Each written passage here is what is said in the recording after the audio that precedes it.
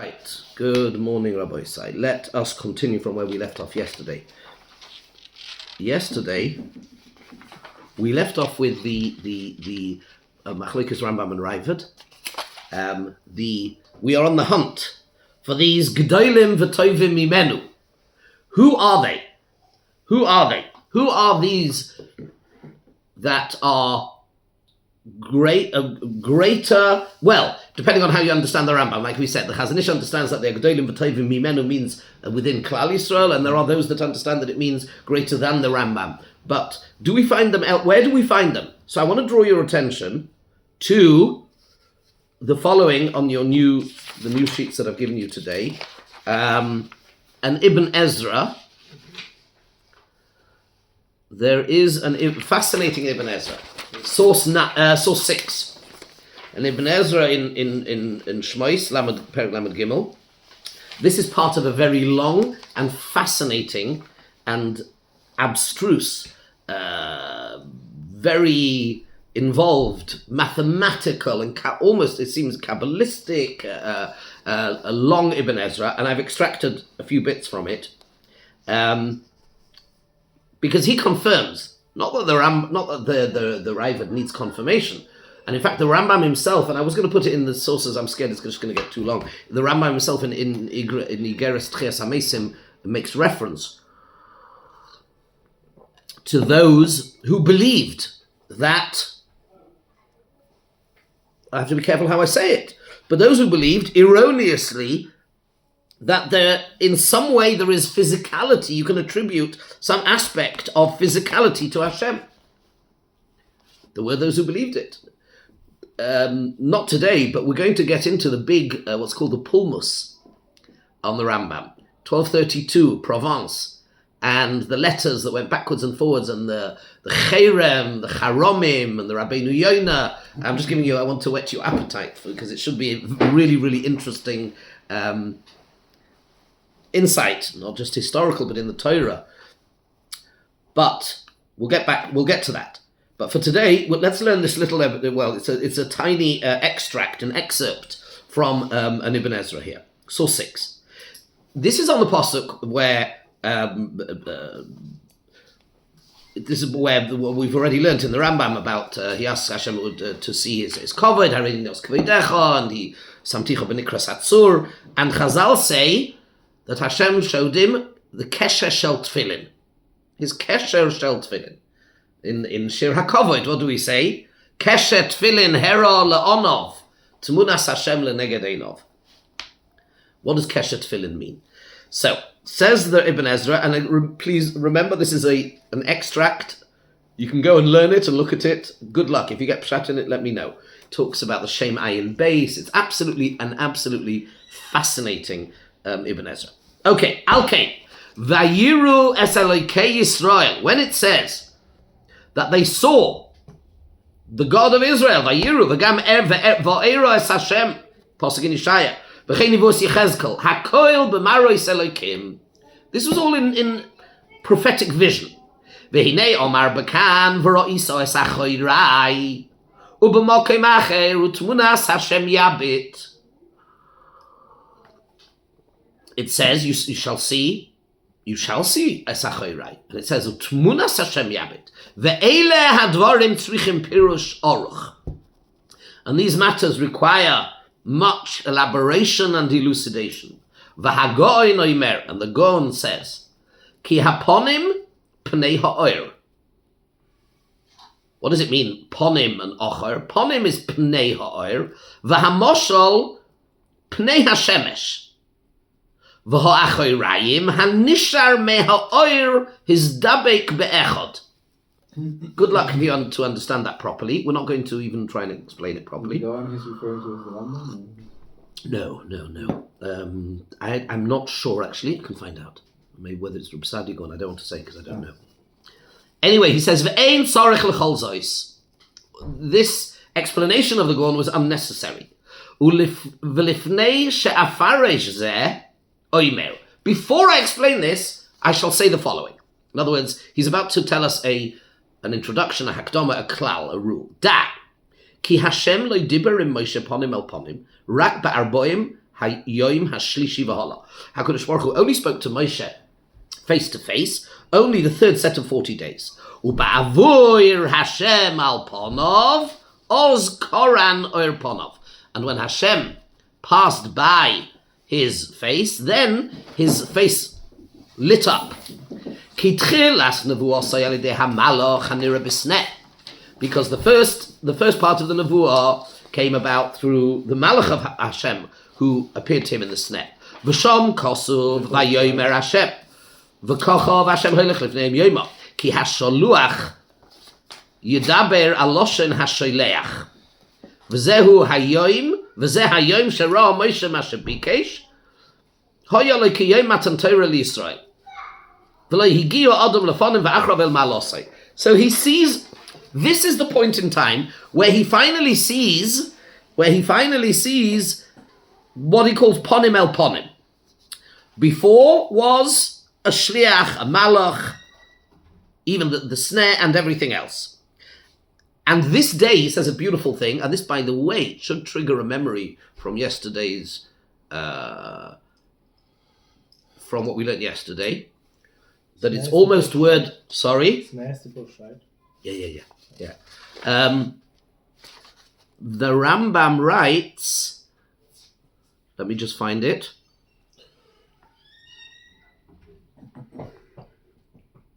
Yes. That Moshe Rabbeinu saw what nobody has seen before or since. He's using almost the same lashon, same language. Just a second. Where was it?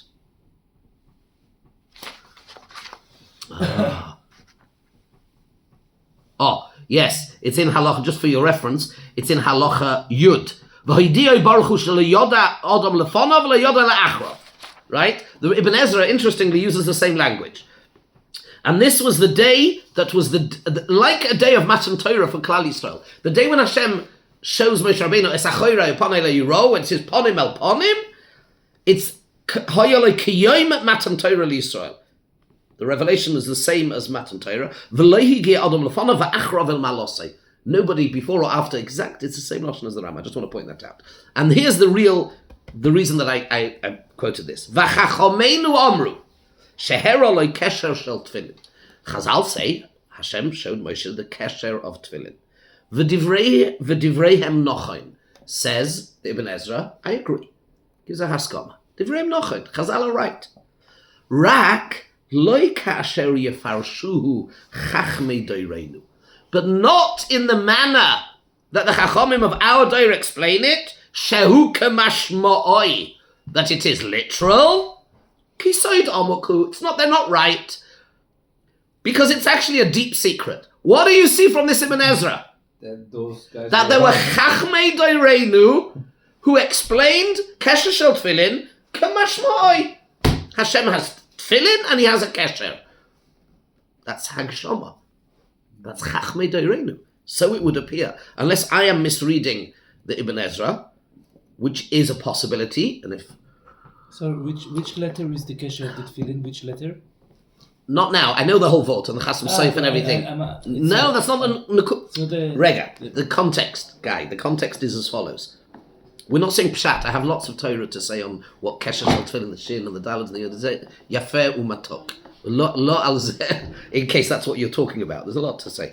But Shai Oilamois and the Dalet and Shin. Yeah, there's lots of Torah, but that's not what we're doing now. What we're doing is I'm using this Ibn Ezra to demonstrate. The Ravad says that there were G'dolim v'Tovim Mimenu who believed in Hagshama, that Hashem has some sort of physical component.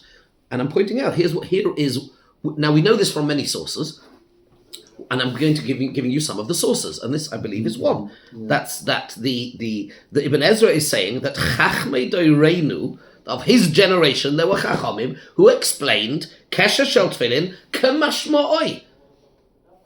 And that Ibn Ezra says, no, it's not true. Soid Amoku, it's figurative. That's all. Ragzeh. Say that? Okay, fine. To me, I found that absolutely fascinating. Yes. And there's other stuff, as we shall see. The Rambam himself, like I say, in Igeres Tchias HaMesim, also makes reference to those who believed in Hakshama. Yeah. Was the Ibn Ezra just a little bit after the Rambam? Was Yeah. more or less like He's definitely 20 years or 100 he years afterwards, get not the so much. exact years. I don't remember. I'll find out. Let's go on. Now, what we want to do also today is as follows. Let's go. Yes. Yesterday we spoke about the fact that the in Yad, the Rambam seems to have been making his point primarily on the basis of authority, on the basis of psukim, rather than making his argument from, shall we say, logic. If that's the although looking back at it, what I said is not 100% correct. Why? Because the very first pasuk that he brings, which Agav, I don't have an answer for yet, why he brings a pasuk in Yehoshua, not the pasuk in Dvorim, Hashem is b'shamayim imal v'al ha'aretz mitachas, meaning, at the same time, says the Rambam, he uses logic to say a physical being cannot be in two places at once, and therefore he can't be physical. So he's using a combination, to be fair. He's using a combination of he's actually using the pasuk to make a logical point, the first one. So what I said yesterday was not 100% accurate. Point number one.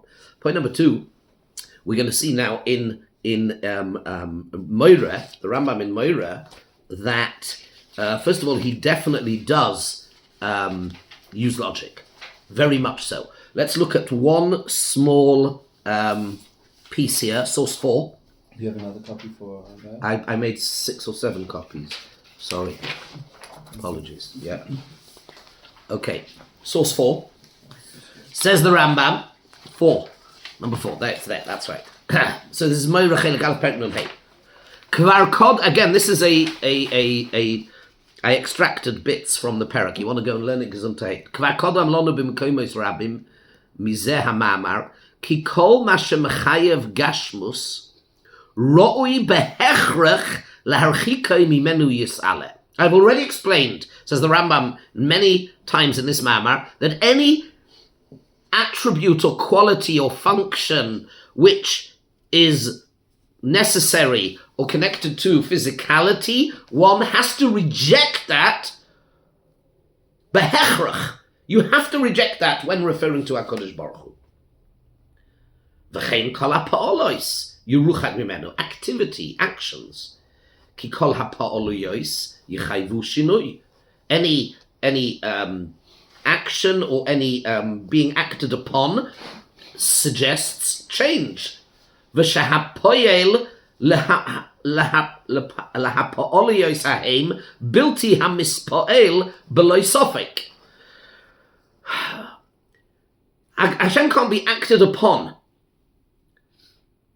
He cannot be impacted. He is not subject to change. This is all what I'm trying to show over here is, here he is using logic. V'chein roi behechrech sheyiruchak mimenu kol ha'adoras or ha'adorois. And therefore there can be no defect, no lack, no imperfection can be attributed to him either. Klolok shel davar. Anything that brings to one of these 4 ideas, I didn't even quote them all. Space, being acted upon, change. You have to You have to use your logic to tell you these cannot apply to Hashem, and any of these things can bring to gashmus and that cannot be. In other words, here he is appealing very much to logic, which is in the style of Meir Nevuchim. Okay, so there it is, very much his logic. Now, the next source is Chelik Aleph Perek Lamed Vav, and I cut it down and I cut out bits and pieces. It's still quite a long quote, but he says some really important and amazing things over here. He says as follows: source 5. When he points out the following amazing idea. Really, this is the part of the beauty or the genius of the Rambam, his ability to look into the Torah and uncover meta data, so to speak, patterns. And he says, if you look in all of Torah Nevi'im, Lo timtza loshen charein af v'lo loshen ka'as v'lo loshen kino. You will never find an expression of Hashem's displeasure, anger, jealousy, elo ba'avodah zarah bilvad. Only with avodah zarah. Now, hatred, Elokeim shel elu soinei zima, he hates immorality, specifically sexual immorality. He is soinei zima, he hates it. It's a to'eva. The land will spit you out. So there's no question that he's not happy about that. There are other things he is not altogether too pleased about. So, for example, and by the way, they are connected. Avodah zarah and zanus always go hand in hand. But leaving that aside, but the Rambam is pointing out that expressions of anger and jealousy are only ever to be found in relation to avodah zarah. The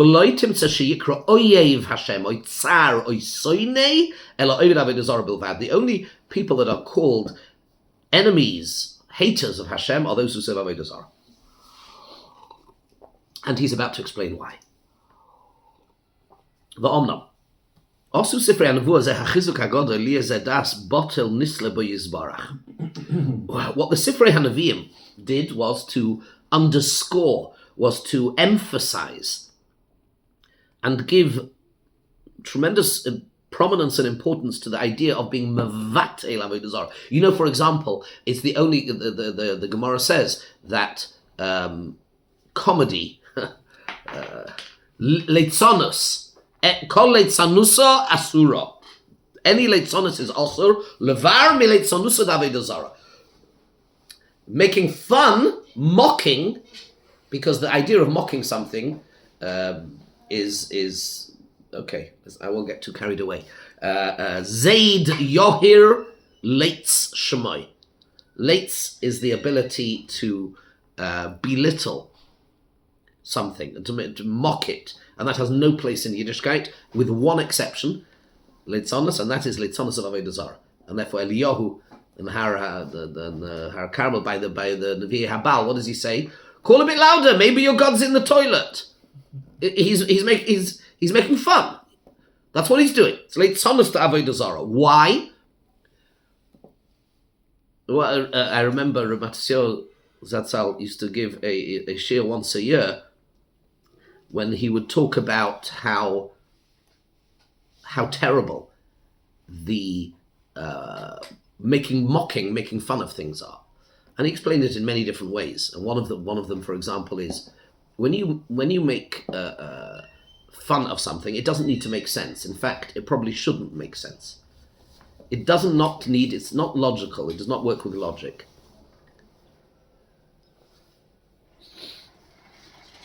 And it has an incredible impact. And I remember him proving it.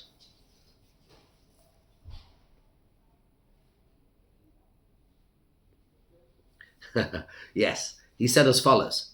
He said, all you need to do is, he was speaking, he was sort of, he had a great sense of humor. He said it self-referentially. He said, you know, when the Mashgiach gives a good shmooze, and people walk away and they're inspired and feel uplifted and perhaps are ready or open emotionally to some betterment and change and development. All it needs is one guy on his way over to Mariv to go like this. Yeah, okay, yeah. That's all you need to do. Game over. That's all you need to do. You don't even need to say anything.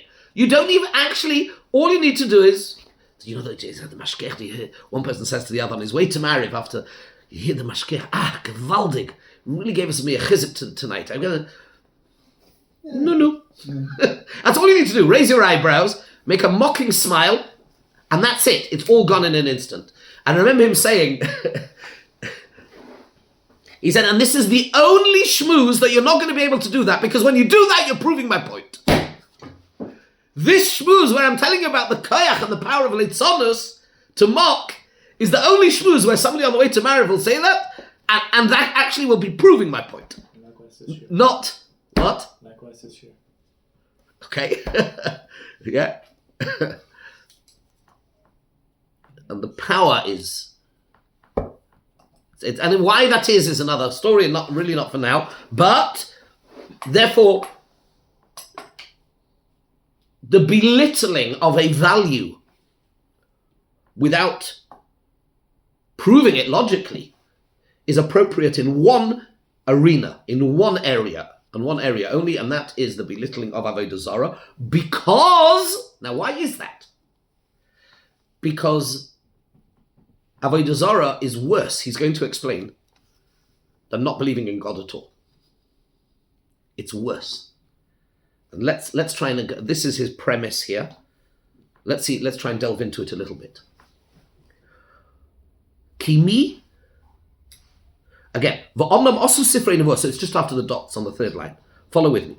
V'omnam osu sifrei hanevuah zeh hachizuk hagodel, lihi zeh das botel nitlo bo yizbarach. Because what you've done is you have taken an idea which is incorrect, and you haven't used that incorrect idea in the abstract, in the ether, out there. You've used it and you've connected it to Hashem. Why?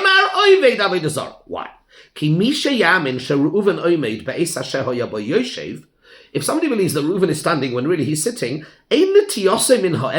that deviation from the truth is not as egregious. It's not so bad. It's not as bad as somebody believing that fire is under air, or that water is under the earth, or that the earth is flat. If somebody believes that Reuven is standing when really he's sitting, or vice versa, that is not so terrible an error to make than somebody who is a member of the Flat Earth Society. And this second thing, a member of the Flat Earth Society, isn't as bad.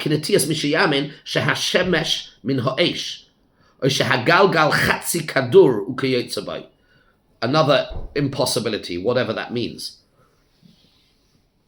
And this, in other words, when you take an important idea and you believe the opposite, then the more important the idea, then the deviation from it becomes worse.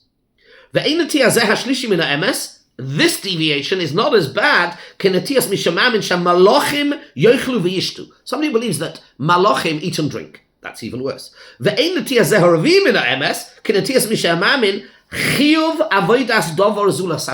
Worse than that is the person who thinks that there is an imperative, there is an obligation to serve something other than Hashem. Shekol asher tihye hasichlus v'hakfira nitlis be'inyan gadol, when the foolishness and the denial, when it is connected to a great matter, rotzaleima b'mi sheyesh le madrega chazok b'metzia, hi yoyse gedola mehitalusa b'mi sheyesh le madrega lemata mimenu.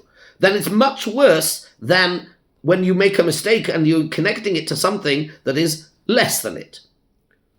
Uritzoini loima b'kfiras ha'emes hadover b'chiluf mashehu. Uritzoini loima b'sichlus mashev yediasoi. She'ein sichlus mishasochel kadurios hashemesh kesichlus mishasochel im Hashem nimtza oy ein la'olam nimtza. And you should know, anybody who serves Avodah Zarah doesn't serve it because he says there's no God. Doesn't say that. What he is saying is there is a God. Skip a few lines. He says this is the intermediary.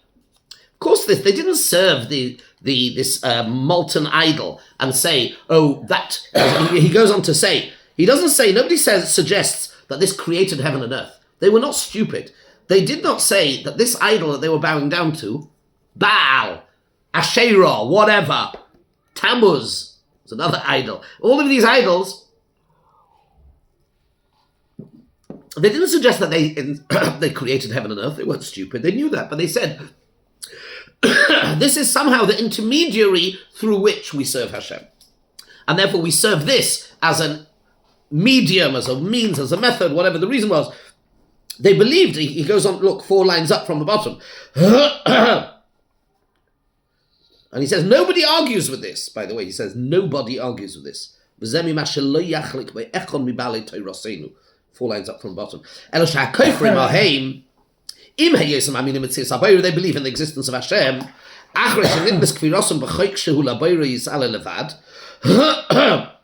They hang their heresy on something which should be exclusive to Hashem, which is serving Him. As it says, Va'avadatem as Hashem. And they think that this concept of servitude applies and is valid to something other than Hashem as well. And that is terrible. Over the page. There's a lot going on here, and I'm just just picking up bits and pieces. And therefore, and that is why he says, if you believe that is so terrible, that when they entered Eretz Yisrael,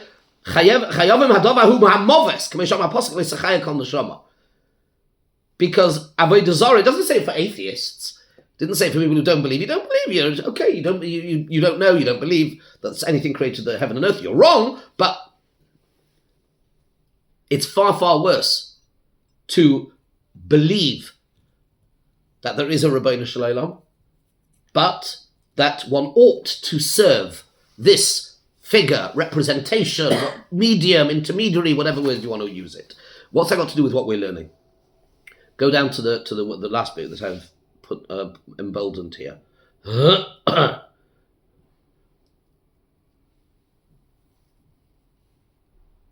V'da.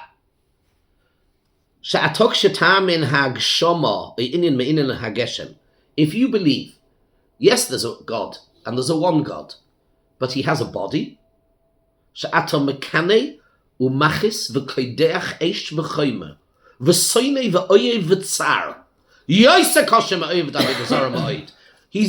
of this he's been doing in this parak was setting the stage. He has first explained that serving Avodah Zarah is far worse, and why it is far worse than somebody who just simply doesn't believe in Hashem. He says, now that I've explained this to you, let's take this idea further. So I've explained to you that somebody who serves Avodah Zarah, or believes that you should serve Avodah Zarah, is terrible. And therefore we find the expression of anger and jealousy, and he's hated, and he's an enemy of Hashem. Well, it's far worse if somebody actually believes, therefore, that Hashem is physical. Now